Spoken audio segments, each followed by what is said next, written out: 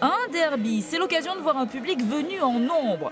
Pas de quoi remplir le grand stade, faut pas pousser Mémé dans les orties. Cependant, à propos de Mémé, eh bien elle était là, Papy aussi, et même Tata. Vous venez supporter qui ce soir? Mon frère Maxime Chavrier qui est dans l'équipe de Hussal.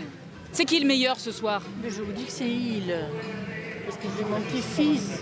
C'est mon petit-fils qui joue, alors c'est pour ça que je dis que c'est il. Vous venez voir qui ce soir? Vous venez encourager qui? Les deux équipes et que le meilleur gagne.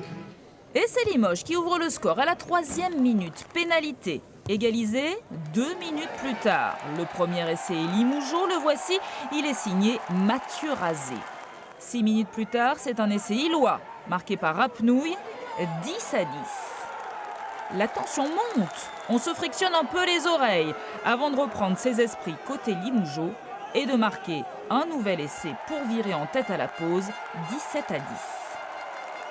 Toujours un peu plus de tension, on veut toujours bien faire et des fois malheureusement ça passe pas.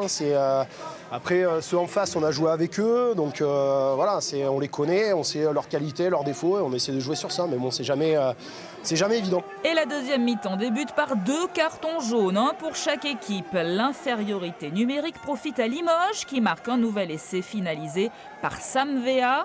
Il ne sera pas transformé, 22-10. Il faut attendre la 69e minute pour voir le dernier essai de la rencontre. Il est signé Rapnouille pour les Illois, 22-17, et ce sera le score final. La fin était très compliquée, ouais. On fait beaucoup de fautes, on est beaucoup pénalisé, on a du mal à sortir de notre camp. Eux, ils jouent bien, ils ont de l'envie, c'est pas évident effectivement. Le week-end prochain, Limoges reçoit Clermont-Cournon, il reçoit Périgueux.